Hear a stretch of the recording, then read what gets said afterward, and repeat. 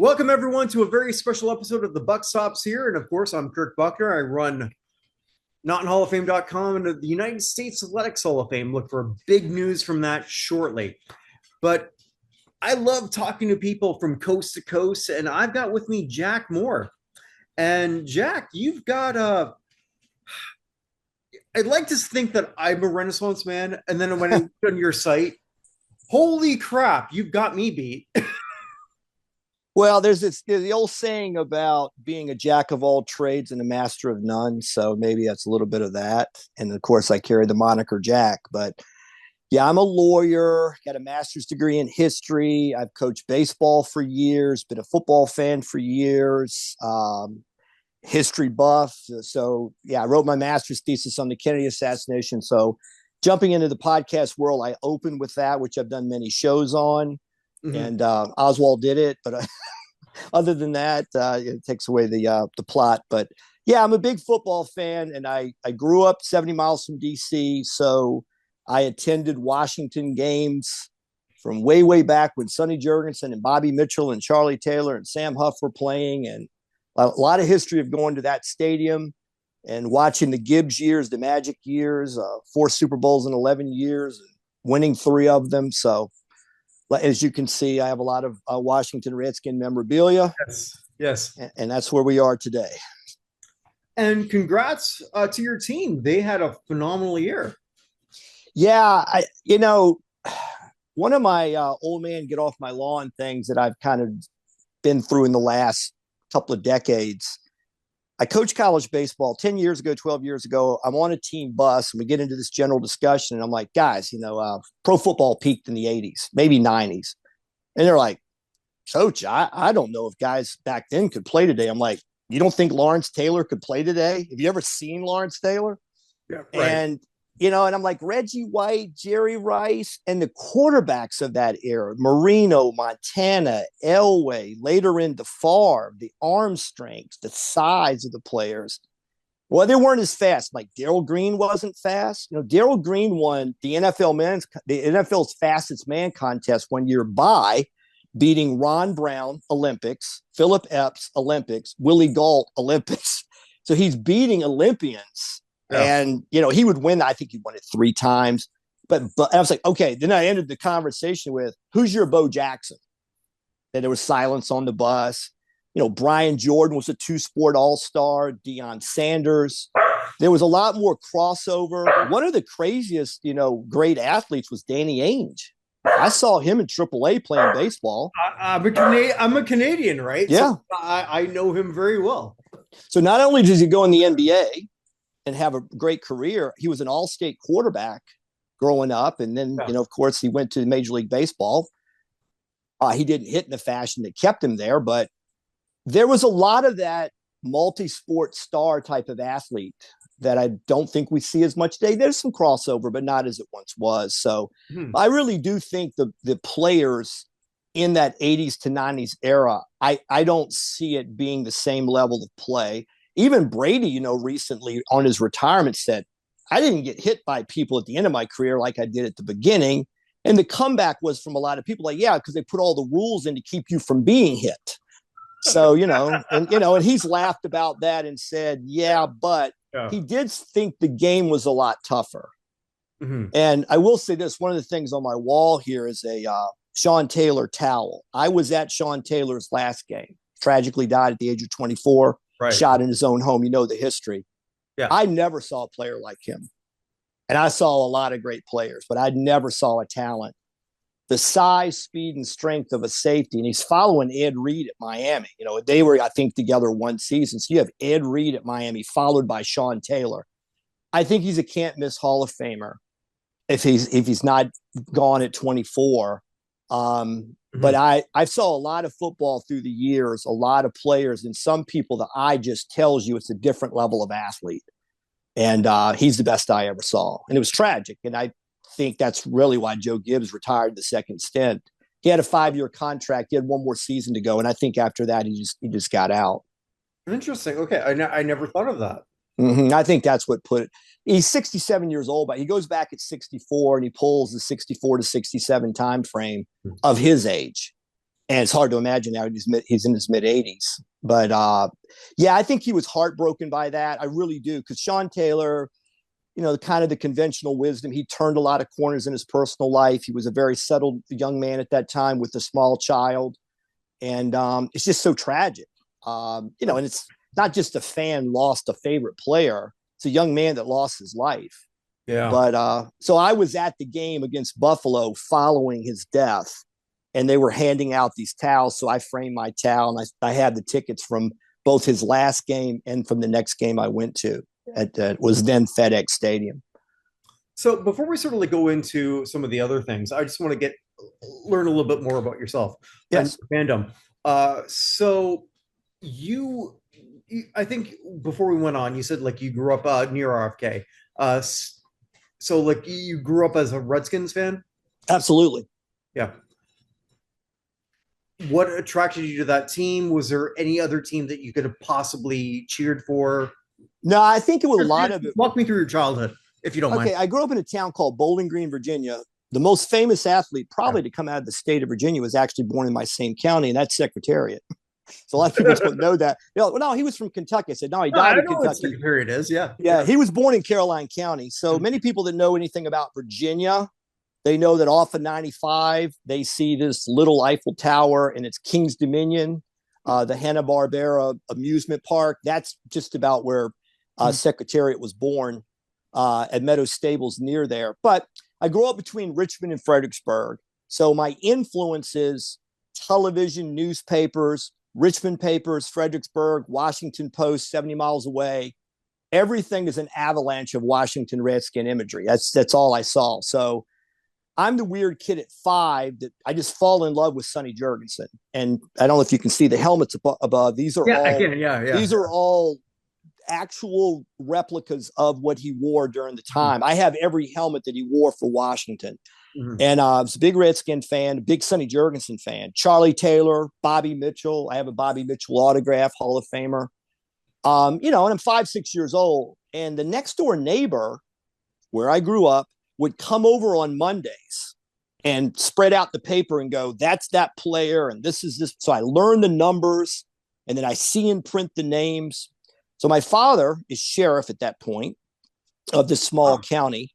Okay. And I would go up and kind of entertain people at the sheriff's office. Naturally, when I was 5, I'd sit up there and tell stories about what I knew about football. and I corrected this guy. He said something about Sam Huff. And I'm like, no, he went to West Virginia. He goes, no, son, I think he went somewhere else. I'm like, no, he went to West Virginia. So somebody has to run around and find a Redskin program. And they're like, the kid's right. He says to my dad, you got to get that kid to a game.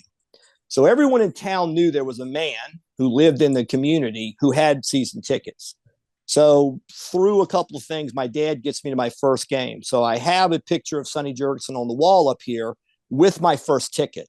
That's awesome. And it says DC Stadium. So it's October 6, 1968. I'm 6.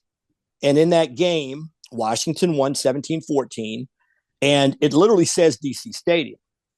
So about a year and a half ago, I went to Washington because as they are doing the final demolition of RFK Stadium, they started to sell the seats. So I go online, somebody tells me about it. I buy 2 seats, and then I go to DC with a buddy. We pull in the parking lot just adjacent to the stadium to get my seats. And I run into this neat guy who's born in North Carolina that actually worked for the franchise in the early 2000s. And he's like, man, tell me your story. I'm like, well, my first game was in 68. He goes, you got to be kidding. And I said, then my second game was in 1969. And then it dawned on me. The very first time the Washington Redskins played in RFK, I was at that game. So they used to open the season 3 weeks or so on the road to get the Senators out. So the Senators are complete in the baseball season. Yeah. So the very first game that the Redskins play under Coach Vince Lombardi in Washington is October 12th, 1969 against the Cardinals.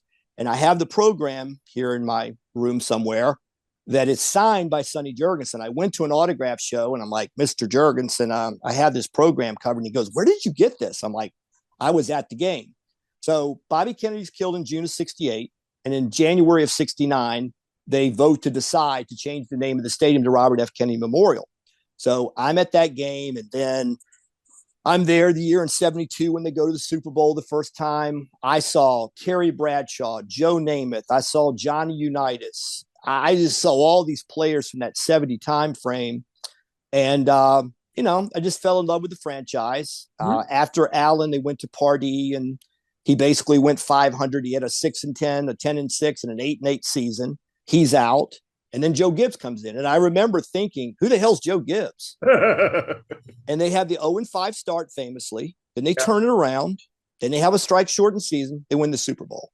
And then it's like, whoa, like this guy's pretty good.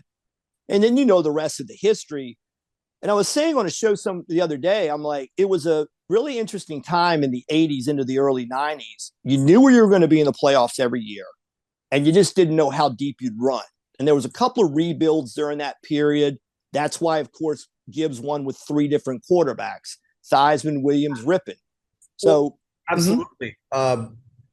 Sorry, continue. No, you go. Yeah. Well, because before we went on, because I know like the big thing that we want to talk about will come later, but one of the people that I'm huge for the Pro Football Hall of Fame is Joe Jacoby. And just for what you just said right there, you have this incredible line of 3 quarterbacks who are not even close to being in the Hall of Fame.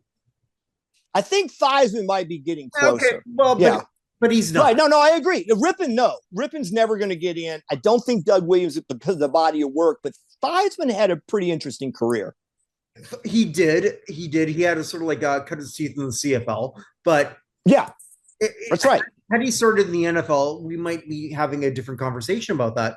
But realistically, we're looking at 3 quarterbacks who I know Doug Williams was just recently a semifinalist in the Seniors Bowl, but I think that's more for his legacy and sort of like saying, hey, a black man can be a quarterback. Absolutely.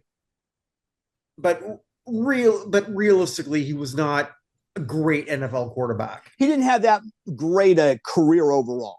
He picked I used to say he picked the best day of his life to have the best day of his life.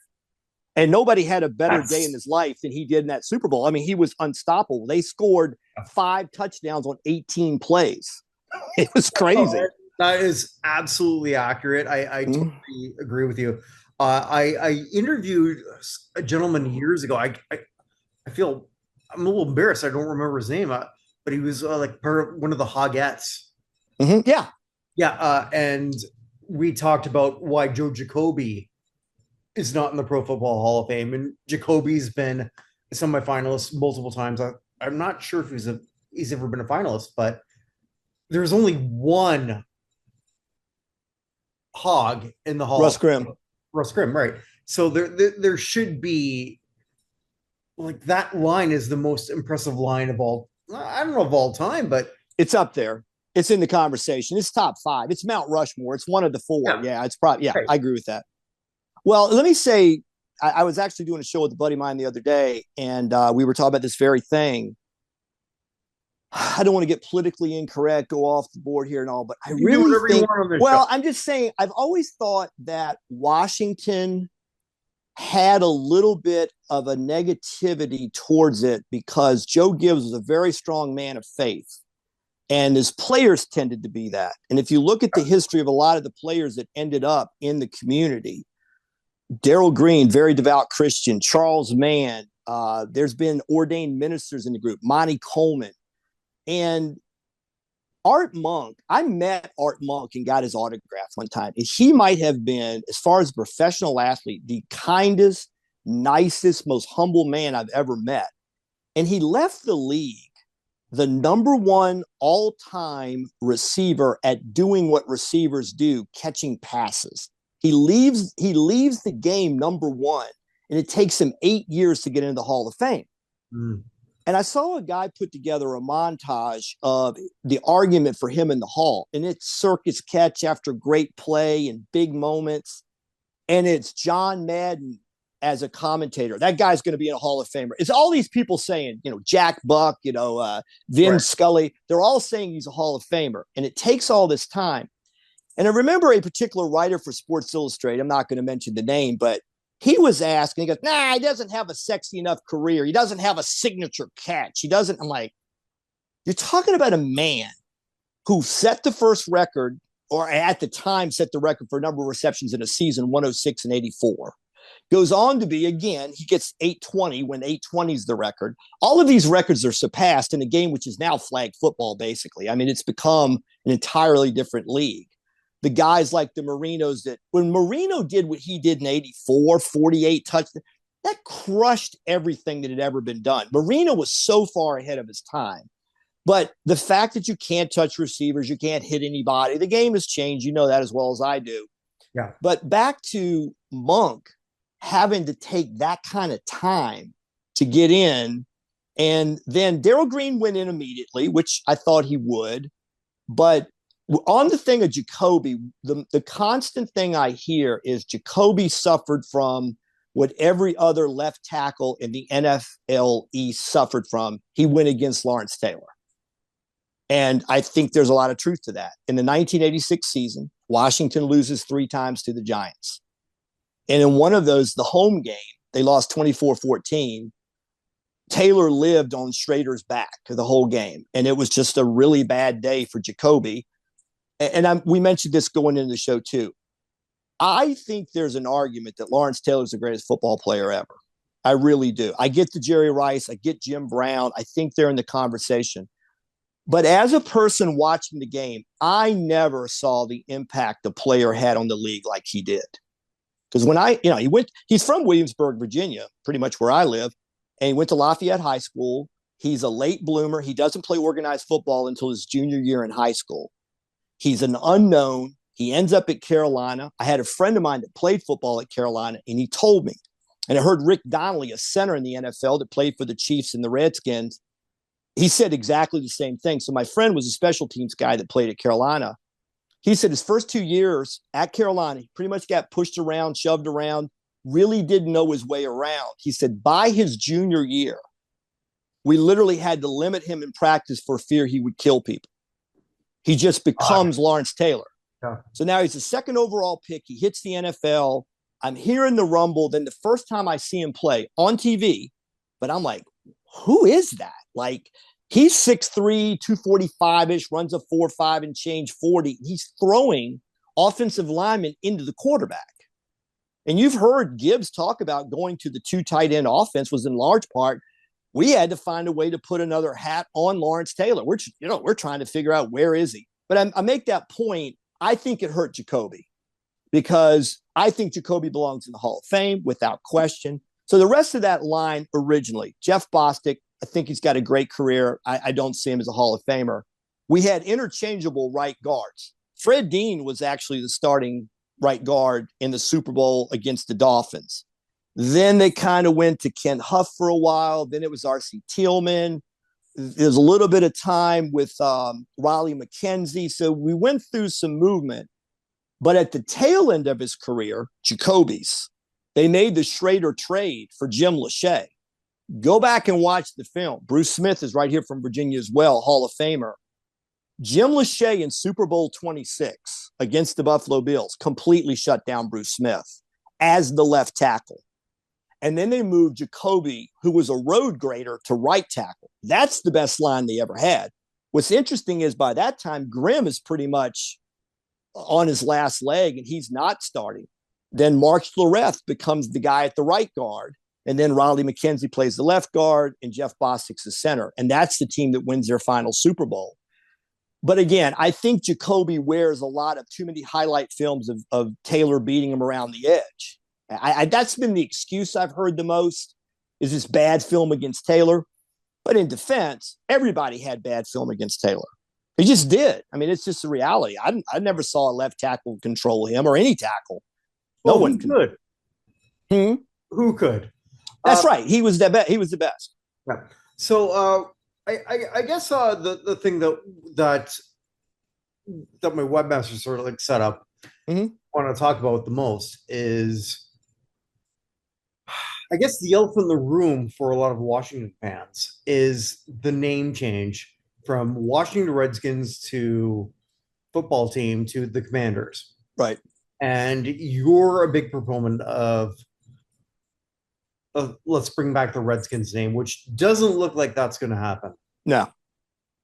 Actually, when you say I'm a big proponent, I'm going to tell you what, in jumping on podcasts for the last 3 weeks and kind of getting into this game, I've had to do a lot of soul searching. My issue is, though, I just don't think, all right, let me see if I can walk this.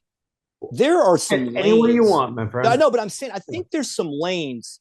I actually posted something the other day about, I had a thought, and I ran this by a friend of mine, that worked in the Redskins organization. And he goes, man, I never heard anybody say that.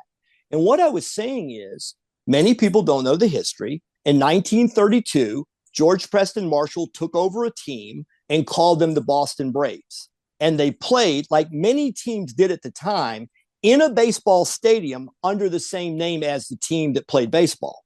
Mm-hmm. So there was a New York Yanks team that was playing, with where the Yankees were playing. There was some overlap with the Cardinals and who was playing where.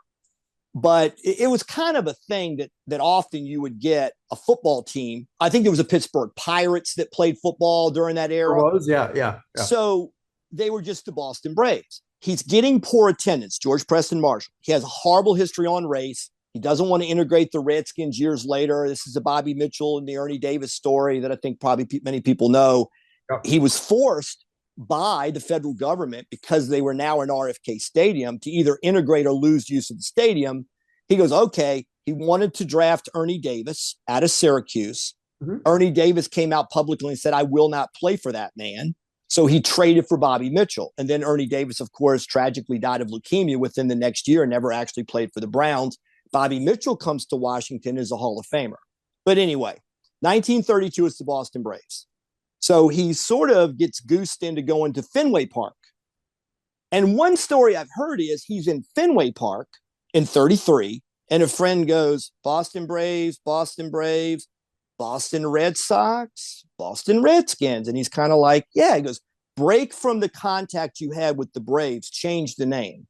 So with the Red Sox, I don't know the veracity of this story, but it was sort of, he picked Redskins so that it would more relate to Red Sox. But the reality is they then go the 33, 34, 35, and 36 season with, again, poor coverage in the media and poor attendance. The attendance is so bad that in 1936, when they're in the NFL championship game, he moves it as the home team to the Polo Grounds and plays the championship game, which they lose, in the Polo Grounds, and now really upsets the people in Boston. So the story is, his wife says, why don't you move back to your hometown, which was Washington, D.C., and go there? So they've gone from Boston Braves to Boston Redskins to Washington Redskins. And since Atlanta still had the name Braves when all this controversy started, I'm like, why don't they revert back to the original name? Keep the imagery, keep the Native American logo on the helmet, and just call themselves Braves. So, I was talking about this the other day, and I get a comment on YouTube like, it's another guy pushing for the racist slur that doesn't understand the history, and people are after the Kansas City Chiefs and the Atlanta Braves. Well, I knew kind of peripherally, yeah, that's true, but I haven't seen the name change. So I kind of looked it up. Most of the calls for the name changes were 4 years ago with the Redskins. It was kind of happening then. It's not that it hasn't continued. But the other thing that I'm very sensitive to, I never painted a face. I never wore Indian headdress. What I did that most fans did at Washington Redskins games, we wore the jerseys. So I've been doing a lot of soul searching. What is really this attachment I have to the name? A lot of it is the history. My dad taking me my first game. I just have an emotional attachment to the name because it's part of my history. If it's offensive to others, I get it. I really do get it. But a lot of what I hear about the offense aspect of it is Native Americans like, why are you wearing headdress? Why are you painting your face? Why are you tomahawk chopping? Which I really honestly never saw it. Now, did I see Indian headdress? Did I see war paint? Yes, I did. But I never saw the tomahawk chop as I have with the Chiefs and Braves, who still have the name. And I'm not asking that they give up the name. But the other dynamic, I've been searching around on YouTube for other people's takes, and I found this young lady who is heavily into all of our family histories. And the reality is, if you're an American, you're probably a very mixed heritage, period. I mean, that's just kind of what Americans are. There is a lot of interplay between marriages and different ethnicities and races and all. That's a lot in America. And what she was doing on her channel is getting into her own history and was shocked to find some of the history. But she opens with a story about her going to a Navajo Indian reservation school to teach. And she goes, I go there, and every male on the campus has a Washington Redskins jacket or an Atlanta Braves cap. And she's like, what gives? And they're like, that logo's badass. I love that Indian head on that Redskin logo. And so then she says she's kind of taken aback, like, but wait a minute, aren't you supposed to be insulted by this imagery? And they're like, no, I love that. I love the whole Redskin thing. Now, there have been many polls, and you get anywhere between 75 to 90%, according to the polls, Native Americans either aren't offended, don't care, or like it. I don't know. I really don't. What I do think, though, is there is a lot of imagery from 1933 in a predominantly white culture that doesn't play today. I get it. So when people say, I don't mean to be offensive, I get it. It doesn't mean you're not. But when I saw the Native American Guardian Association come out a few years ago, bringing suit against the Washington franchise, saying, we're tired of you taking away American Native culture from society. I'm like, that's interesting. So they're literally arguing to bring suit, to bring the name back. Now, another thing, and I do have a lot of memorabilia. You probably know this story. This actual imagery on the helmet, that Native American image, is of John Two Guns White Calf, a Blackfoot Indian. And you've probably heard the story. Washington, if you look up top, you see the R helmet. The R helmet, they went from the spear. The reason I have two spear helmets is from 65 to 68, they wore a plum color helmet. In 1969, Vince Lombardi, the new coach, gave the jersey contract to his brother-in-law with Rawlings. They had worn Sandnet. When it comes back and they punch open the boxes, the jerseys are cardinal. And they went, uh-oh, what are we going to do? The jerseys didn't come in the right color. They stripped all the plum helmets and repainted them cardinal. So they had 1 year of a cardinal helmet. Then they went to the gold helmet, which was the Lombardi helmet, to look like Green Bay. So after 2 seasons, 70-71, Walter Blackie Wetzel, who was a very prominent Native American fighting for civil rights and a Blackfoot Indian, came to the team and said, put the Two Guns White Calf logo on the helmet, and it's the exact same person who is on the Buffalo nickel. If you look at early 20th century American coins, there were a lot of Native Americans on the coins. So that same image of a Blackfoot Indian is what's on the helmet. Now, I tell people that on the street and they're like, what? I thought that was some racist caricature. I mean, no, it's actually is of a person. It's of an actual person. I don't know if that makes it any less offensive, but I think a lot of people are surprised. And the Wetzel family is split. Some of his family members have said, I get it now. It's a different time. Grandpa loved that imagery, but it's outdated. And then some have been somewhat offended that they feel like it's been lost. And I feel like Josh Harris, the owner, is in a bad situation because he's, is he insulting certain people that still want the imagery? He's got to balance this. But the long and the short of it is, I was in D.C. at the beginning of January, and I ran into a couple, and he's got on Commander stuff, and he's probably 20 years younger than me. And I went up and I said, Jaden Daniels is the best. He goes, yeah, brother. How about Jay? I was like, God, I love that kid. He's got all this, the team is really bringing things back together. And I said, wouldn't it be wonderful to move back to the city? And he went, no, it belongs in the suburbs, Virginia or Maryland. And I'm like, that's an interesting take. And I said, what do you think about the name? He goes, the name is dead. Go to Commanders. I want Commanders. I don't ever want to go back to that. Now I ran into another guy more my age who had a Redskin beanie on.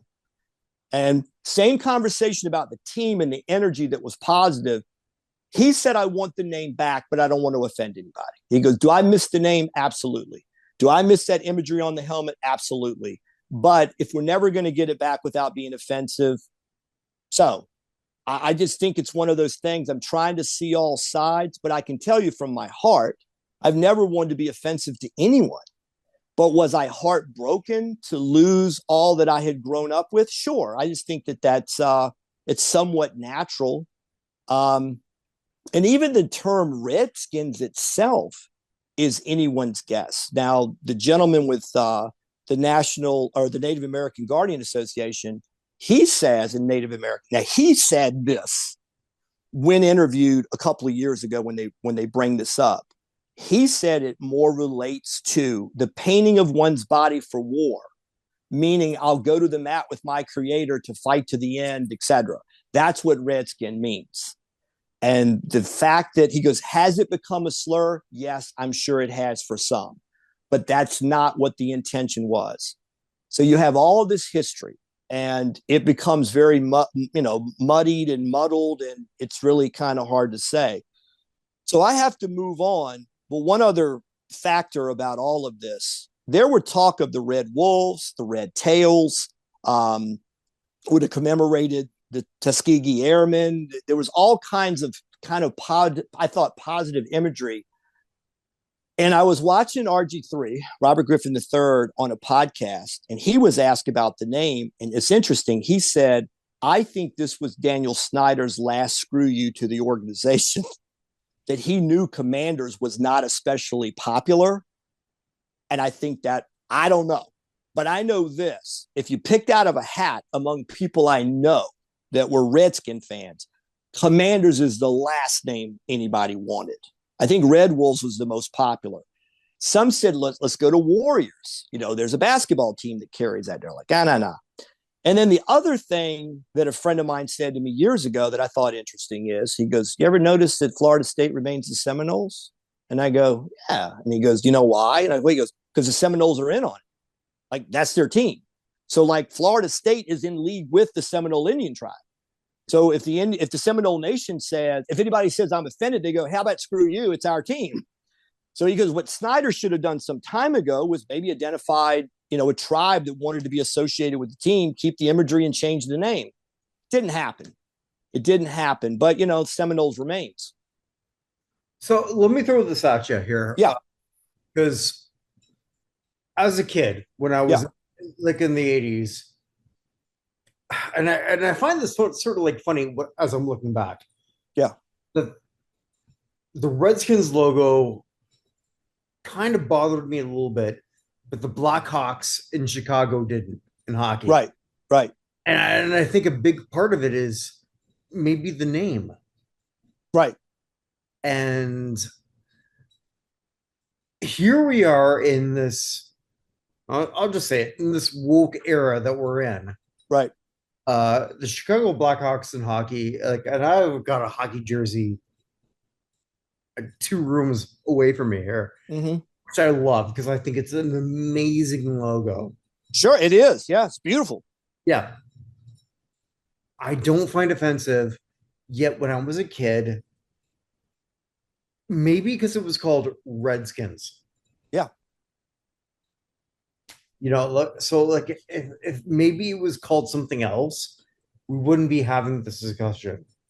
Well, I think one thing I think it's common now, and I'm going to tread water, again, lightly here, but I did a lot of looking at what people are identifying, and it's horrendous history, no doubt. And there is a 1847, out of Missouri, some newspaper that says there's a bounty on Native Americans. It's clear.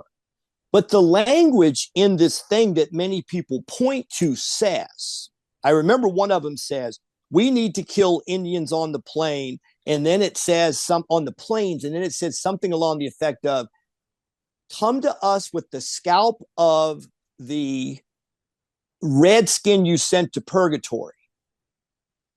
It's offensive. It's horrible. It's history, but it's horrible. I get it. Yeah. But then when I read that, I don't see that red skin equals the scalp. What they're saying is they're using what could be a pejorative term of a Native American, but it has to do, you could interchange that with American Indian. They're saying if you show that you have killed this person by bringing in the scalp. And what I started to hear is, oh, you know what Redskins mean, right? It is the scalp of the Indian. And I've yet to see that as a one-to-one relationship. I don't know that it matters. That might be the thing that people are like, does it really matter? Well, it does kind of matter what the term means. Then, of course, a great comeback many people use is, would you call a Native American a Redskin? And then I've heard people say, well, there's a lot of terms that are outdated. And, okay, would I call a Native American a brave? Probably not. I mean, it doesn't come up. And, I don't think it's an identifying thing necessarily. So I don't think there's a lot of good defenses to the name anymore. I really don't, having gone through this kind of soul searching and stuff. But I do find it very interesting that I have watched a lot of videos. They could be people paid off. They could be people of a particular political persuasion, but they're saying, many videos I've watched, Native Americans saying, I'm sick and tired of someone of another race telling me what offends me. And this doesn't offend me. And the fact that this young lady posted this video, and I think she's sincere, that she's on a Indian reservation school and all the kids are wearing it. But now another angle that I just recently read, I'd never heard, after the Redskins dropped the name, there were something like 7 to 9 Native American schools, predominantly Native American schools in the country, calling themselves Redskins and running that logo. And one of them I remember seeing interviewed was a superintendent of schools. He was a elder in the tribe he was in. And he said, you'll remove this logo and name over my dead body. I'm like, okay, that's kind of interesting. But now, very much like what a lot of people in common culture think with the N-word, if young Black males use it, it's kind of theirs. Don't any other people use it, don't have other race. The argument was the Redskin name and logo has become somewhat the same. So if a predominantly Native American school wants to run the logo and call themselves Redskins, that's not for other races or ethnicities to decide. But it doesn't mean you can do it, kind of thing. And I'm like, okay, I had not heard that until I recently read that. It has become like a possession of Native American culture, and they can use it in whichever fashion they choose, but it's not for the general public to use. It's a big mess. And do I see some cultural shifts? Yeah, I do. Do I think it's going to be enough of, when the name was changed, we were in the midst of a lot of political upheaval. It just was. And Daniel Snyder was not a popular owner, and he could not survive. He just couldn't. He couldn't survive the atmosphere. I can't imagine. The Washington Redskins began a string of sold-out games in '66 that ran 2.5, 3 decades. And the guy comes in 99 and absolutely destroys the franchise. I never would have believed that he could have done. I went to games 5 years ago. 80% of the fans are in the other team colors. That became the thing. Go on StubHub oh yeah. Really? If you were a fan of whoever, Washington was the place to go to see your team. Oh, wow. So if you're from Seattle, I didn't know that. Okay. If you're from Seattle and you happen to be stationed in DC for something, Seattle, but, right, and the Seahawks were in town, go to Washington because that's the only fans that are going to be there. And that's what it had become. The only reason there were sellouts is all the Washington football team, Commanders, whatever, they were giving their tickets to everyone on StubHub to sell. And generally the people, it was unbelievable. It was a sea of everybody else's uniforms. And there was a time there in the 70s during the George Allen era, there was a waiting list. It was kind of a joke because I was 70 miles from DC and I knew the history. There was like a 45,000 person waiting list to get season tickets in a 55,000 seat stadium. There's another 40 or so that want the tickets. People would die. And when they died, the family's fighting over the will and challenging the will on who daddy gave the seats to. There were divorces. Yeah, I've heard about that. Yeah. Well, that's what it was like.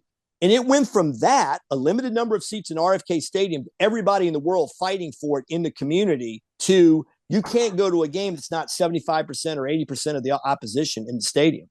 And that all happened during the Dan Snyder era. And it was an absolute train wreck. And it was.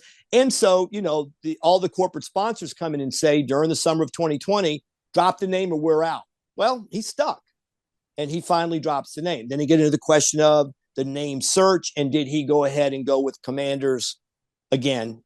Would I thought it may be consistent with the story that he gave a last screw you on the way out? Yeah, I think that's a real possibility. I don't know it for sure, but kind of fits. I do know that polling shows people do not like the name Commanders generally. That's some of them. That name. Hmm? I don't think it's a terrible name. No, I just again, like all things considering, I'll say this. Yeah. As a Canadian, we had in Edmonton, our CFL, the Canadian Football League, went from the Edmonton Eskimos to Edmonton Elks. Okay.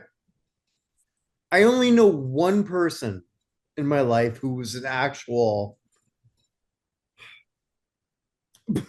pardon my French here, who was an Eskimo. Right. Somebody from the upper north who called herself on Twitter Edmonton Eskimo Girl. Right. So she wasn't offended. And I think there's something to be sort of like said about like talking to the people who you're asking, right? And you talked about that. Like, are you offended by the same? Okay, great. Are you not offended by the same? Let's work on this. Let's come up with something. And you mentioned here also earlier, Florida State.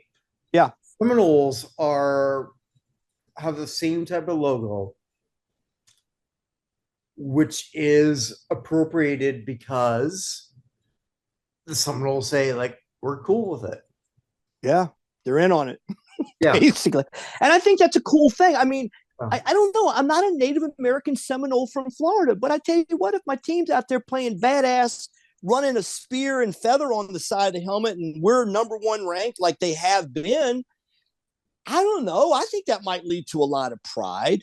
But I didn't quite, I think, as much as I'm running my mouth here, I didn't quite finish up on that other thing. One thing I did hear about a Chiefs fan saying, Chiefs might not be necessarily the problem, but the tomahawk chop and people painting themselves is offensive, and the name leads to the imagery. And that's why I did make the point. I never painted a face. Did I ever see a Redskin fan do it? Yes. Never saw chopping in RFK or FedEx or now Northwest. I never saw that. So can I imagine that someone's a Native American's like, yeah, I'm kind of okay with the imagery on the helmet. I like that. That is of an actual Native American chief.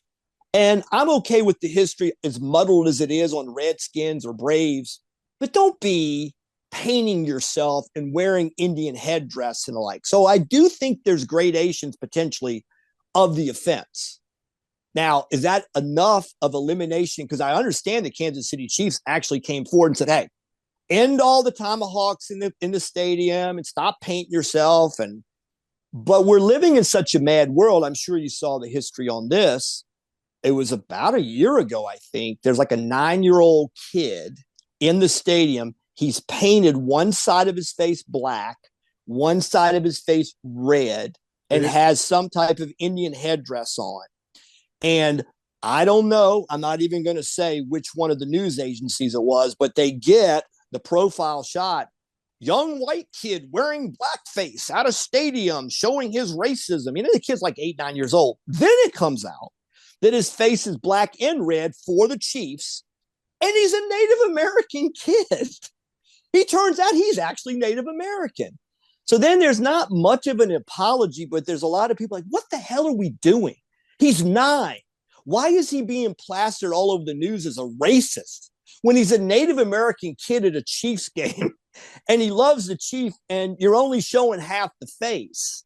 So there's a madness in this that I don't know exactly how to express, but I think if the little 9-year-old wants to go and paint his face and wear his headdress and he's of a particular culture, who the hell are we to say? But then if somebody says any headdress, any face painting, you're skirting a line, I just thought it was clearly out of line to take a kid who's painted two sides of his face different colors to try to act like he's painted in blackface. That was egregious. And I think there was some blowback. There was a lot of blowback. Yeah. No. But since we're in that space, though, that it got traction, that it's just that somebody in a newsroom or of a news agency thought, hey, Tim, what do you think? Like, yeah, let's go with that. Let's go ahead and plaster the 9-year-old and try to publicly shame him with racism. Good move. Yeah, you think anybody's going to find out the other side of the face was red? We'll take our chances. It's just too good a story. What the hell's going on? I mean, I don't know. I mean, this seems like to me that's a lot to put on a 9-year-old. Bless his heart. No, it was. And, that journalist did get some heat. Yes, he did. Yeah. As he should. I hope there's some justice in the world. Yeah, that comes up. But pro football in general, I think, has enough problems as it is. Coming out of the Super Bowl, I don't know if it quelled the rumors of fix or not. I was actually talking to some young people the other day, and they're like, Coach, you really think it's fixed? And I'm like, well, you guys are too young to remember. But the 68 season, there was talk from the Baltimore Colt players that they thought certain players were throwing the game, and that the fix might have been this push that they're never going to accept that we're doing this merger if the NFL keeps beating the hell out of the AFL. So that the whole Jets game came into question. Now, the next year, the Chiefs beat the hell out of the Vikings, and I think it was pretty clear the Chiefs were the better team. Then Baltimore goes on to win Super Bowl V, but they're a former NFL team. So there is the realignment. It happens. But, yeah, I heard fixes and stuff throughout the years. I've heard the influence of gambling potentially in pro football. But there has been, when there is much talk as there has been about whether teams are getting free rides, whether the penalty flags seem to be out of sorts, where the ball marking doesn't look quite right to the fans. I don't know what you do with that, because if it's being talked about, then it's an issue, right? I mean, if any fans bringing it up, and I've seen enough film about credibility issues. I remember 10 years ago, it was this team's not supposed to win over this team. And the guy that posted on YouTube, he goes, I'm going to post this naked. You make of it what you will. And you see a particular running back who's a household name get to that yellow mark, which is not official. It's the superimposed first down mark, but it's the yard to gain. And you're like, in your mind, yeah, he got there. You see the official come running in, takes the ball and puts it a yard back. I swear to God, he just like goes like this. The guy goes, tell me you can unsee that. And I was like, holy cow. And then the commentator's like, well, I think he got close. Oh, no, they're going to mark him short and it's fourth down. And I looked at that, and this was 10 years ago. And the guy's argument was there was a preconceived best teams to make the playoffs deep, and it wasn't this team, so this team had to win. So this is nothing new. Now, I think there's a lot of people that think the game is either rigged or it's not quite fairly called. Yeah, I don't know. I don't think I think you're probably much younger than I am, but I don't think. I'm not much younger. Well, do you see the same product? No, I see the same thing. I'm 52. Okay. I mean, when you watch pro football, pro baseball, even hockey, I don't know what hockey's like, but I'm heavily involved in baseball. I mean, the kid up here on my wall was a third-round pick to pitch in the big leagues. I've worked with a number of kids that have played professional baseball, and most of those kids that I was working with in kind of a sweet spot of time. Like I had Justin Verlander on the fall ball team. He's a Hall of Famer, but I had kids out of Virginia. I had Kadire young. I had David Wright young. I had this kid, Josh Root, Mark Reynolds. So I was in and around working with a lot of kids. I go out to college games now. I don't see the same player. I ask scouts, are you seeing the same guy? And a scout friend of mine told me 15 years ago, he goes, it won't be long before the entire game in the big leagues is Asian and Latin American, because the American kids just aren't playing at the same level. And there is a greater and greater percentage always each year, which, I mean, I'm fine. I mean, God, I've worked with a ton of Latin American players. I've worked with Asian kids, great kids. And I'm not saying that Major League Baseball shouldn't be, but American kids don't seem to be the same athletes. Then I have people, they're better now than they've ever been. I'm like, okay, maybe they are, but I don't know if I don't know that I see it. I don't know if it looks the same. What about hockey? I mean, do you think hockey looks as good to you today as it did 20 years ago? I think hockey looks better than it did 20 years. Okay. But yeah, I did like a big hockey show, like in terms of like everything. No, hockey is one of those one interesting things where I think that the United States is actually taken over. Right. Okay. Yeah, Okay. because like we've got the Four Nations Cup coming. I think I don't know if I'm right. I hope I'm wrong as a Right. Canadian, but I think the United States is gonna like destroy everyone else. One thing I can say in the NFL that's better, like leaps and bounds, is place kicking. I cannot believe Oh my God. Yeah, I can't believe Yes. the kicks to them. Yeah, that's the one thing. I don't think throwing arms are better. I don't think guys have the same arm strength. I really don't. I think the Elways, Jay Schrader was, I have on film Jay Schrader in 86 and sorry, 87 in the pouring down rain against the Giants, roll out in a Hail Mary to end the half. And at the 35, he tosses it and it ends up in the front row. So it's 65 yards to the goal line, 10 yards of end zone, and he puts it in the front row. He was the third. He played for Toronto. He was the third player picked Oh, I in the remember. Major League draft. And he was on a talk show one day, and somebody's like, Jay, just how far can you throw a football? And he goes, we were on the field screwing around the other day, and I threw it from the goal line to the 14, 86 yards. I know the combine record. I'll ask you this. Who do you think set the record at the NFL combine for longest throw? No idea who. Jeff George. Really? And what do you think the number was? 90? 89. Okay. Yeah. And I saw Matthew Stafford on the show the other day. Like, Matthew, did you ever get measured on? He goes, yeah, I threw a ball 78 one time in competition. So he said he threw 78 and he's playing today. And I asked, I've been friends with Tom House, the pitching coach guru that also works with all the NFL quarterbacks. And Tom and I met 30 years ago. And we've maintained a close relationship, baseball related. Well, then I'm out in San Diego with him in 05 with baseball pitchers. And he's kind of looking at the horizon with me. He goes, hey, you know who's a really neat kid? And I said, who goes? Drew Brees. And I'm like, what are you doing with Drew Brees? Tells me the story, starts working with quarterbacks. So I was out there in 2013. Tebow showed up because Tebow was working with him. And I asked him, like in baseball, we rank everything on a 20 to 80 scale. 50 is an average major league tool. 80 is outstanding. No one does it better. 20 is like a high school level player, 30, whatever. So if you run a 6.9 60, which is an average time, it's a 50. If you're a 6.2 runner in the 60, you're an 80 runner. So everything is based on these numbers. So I said, like in baseball, do they measure quarterbacks for averages? Yeah. So I asked him, I said, well, what's the average distance of the longest throw of an NFL quarterback? Well, what do you think he says? Average. 58 yards. So if you can throw a ball 58 yards, you're kind of considered average arm strength. So the guys that get to 65, 70, now, in the game against Chicago, where Jaden Daniels famously threw the Hail Mary to win the game on the last play, he's at the 35 and the ball reaches the goal line. So that's a 65-yard throw. So he's got plus arm strength. And I mean, I can kind of see that watching him on TV.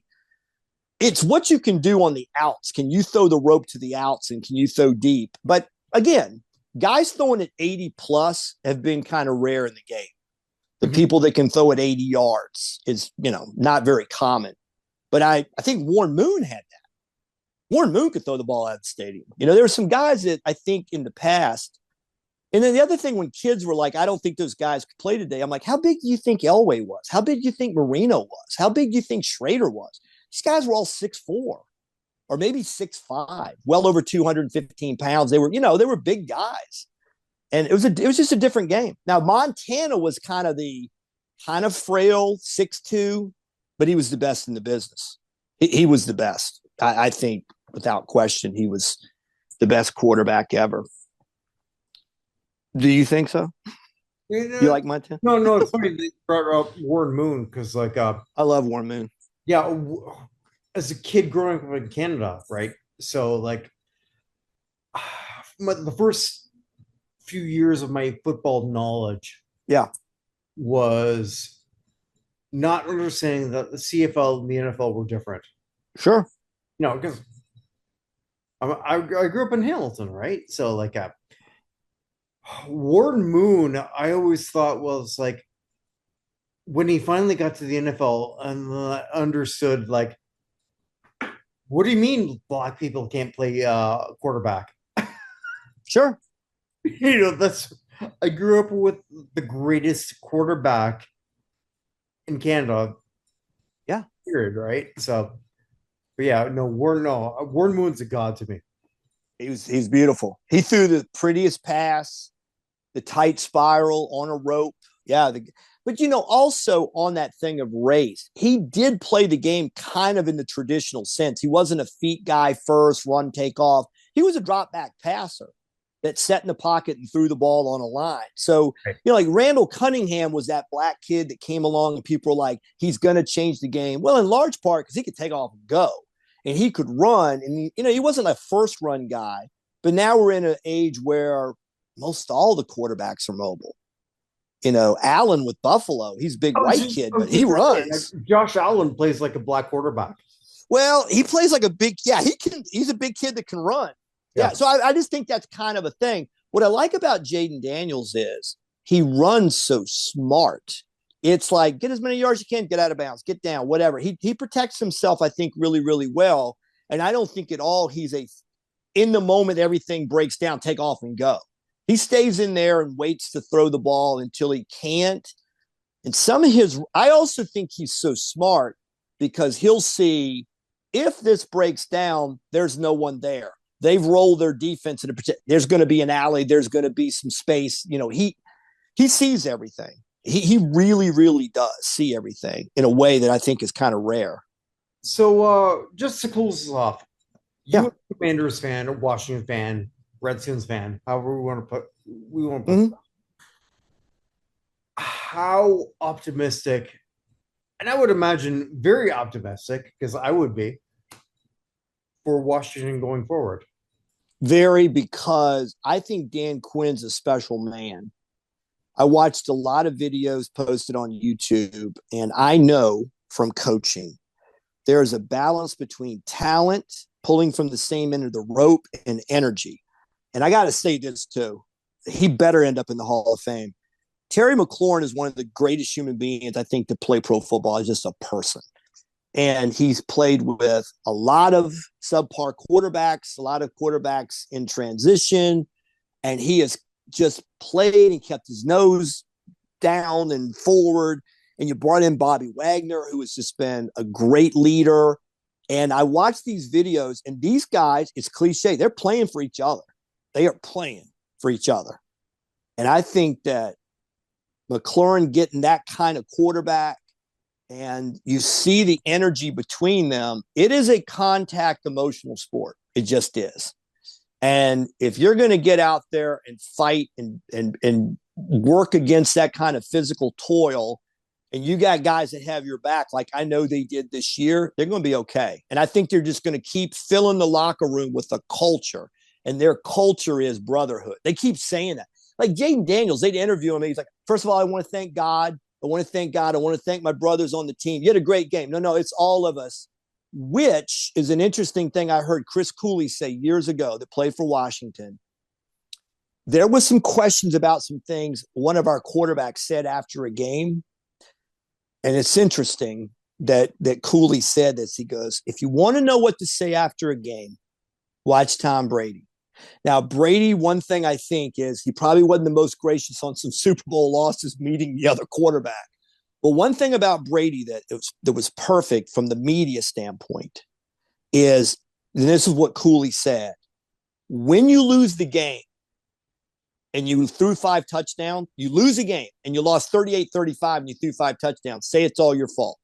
Say all of it's your fault. Say, hey, I just didn't play well enough. The reporters might say, you threw 5 touchdowns. Yeah, but I didn't win. I didn't win the game when I could. I could have won the game. It's on me. Then when you win the game, say, hell, we won in spite of me. I was terrible. You threw 6 touchdowns. Yeah, but it was Jimmy and Timmy and Billy and my offensive line, because that's all you have to do. You never place blame on the other players. Because when they turn on the TV that night and they see the 11 o'clock TV and you're like, well, if my offensive line had held up better, you're done. You're done in the business. So when you win, it's because of everyone else. If you lose, it's all your fault. Just stick with that. And I was like, that's great advice. And if you watch Brady, that's what he did all those years with the Patriots. When they lost the game, it was my fault. Peyton Manning too. Manning got better. Because if you go back, remember, he caught a lot of heat. Super Bowl, but yeah. Yeah, well, he caught a lot of heat early. And I think that's what changed him because he had a game. And I remember this with the Colts when they were bad when he got there, where he kind of gave I didn't have much time to throw today. And I think someone got a hold of him. And this is my memory on this. Maybe I'm wrong. I apologize to Peyton if I'm wrong. But I kind of remember something about a veteran quarterback's like, no. You can't ever, if your offensive line laid on the ground and quit, you can't say it. You just can't say it. You always have to say, I have to do better. And that might sound cliche, bumper sticker, but there's a lot of truth to that because if you're going to be in a locker room with people, like I've worked with a lot of guys that played in Major League Baseball. And one of the most touching stories I ever heard was Greg Maddux was on the bubble after his first call up and he's pitching in a game. And they tell him, the Chicago Cubs say, hey, you don't win today, you're back in AAA. And he's coasting along, throwing pretty good. And Andre Dawson gets hit in the face. And I remember the game. Andre Dawson gets hit in the face. And Rick Sutcliffe had become Greg Maddox's older brother, mentor. And he knows exactly what Maddux is thinking. And he goes over and he goes, dude, you got to go one more inning to get the win. He knows what he has to do. He has to hit somebody for the other team. You have to. Because your guy, your premier guy, took one in the face, which means they're pitching in and you got to take up for your team. And Maddux is crying. He's like, he's tearing up.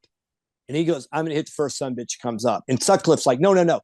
If you get ejected and you're going to get ejected, you're going to AAA. And he goes, I don't care. I don't care. He goes in, hits the first guy. He's out of the game. They sent him to AAA.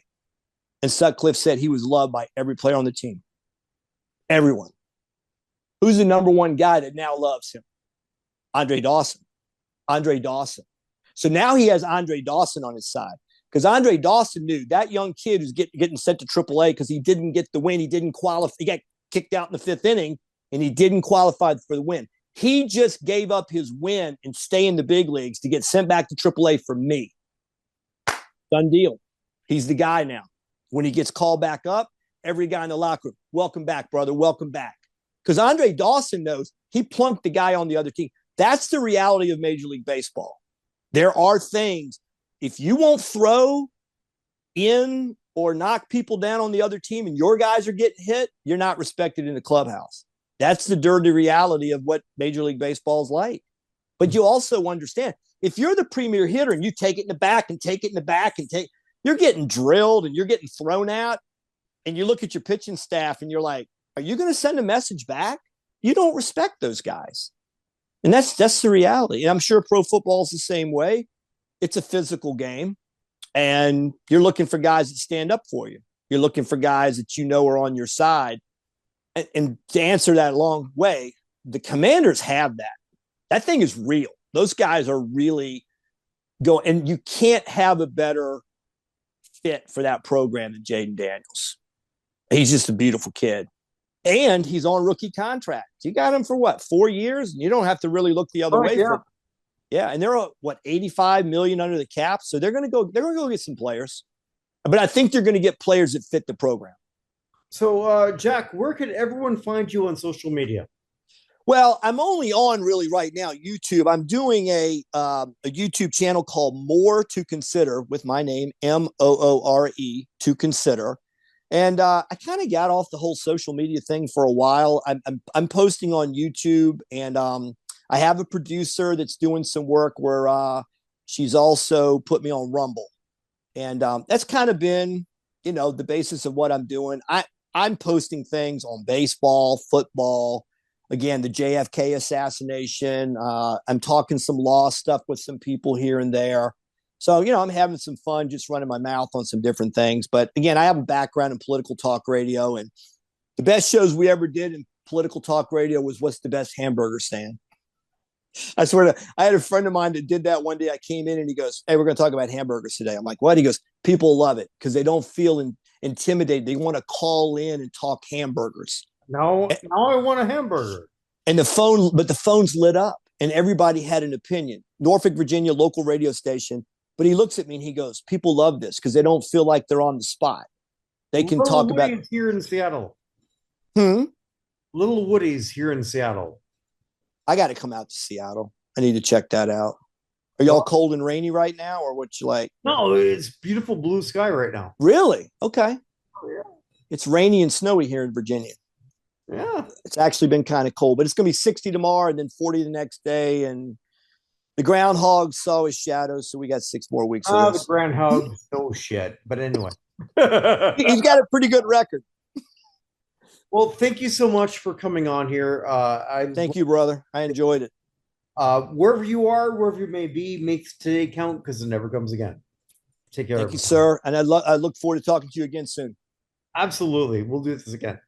God bless.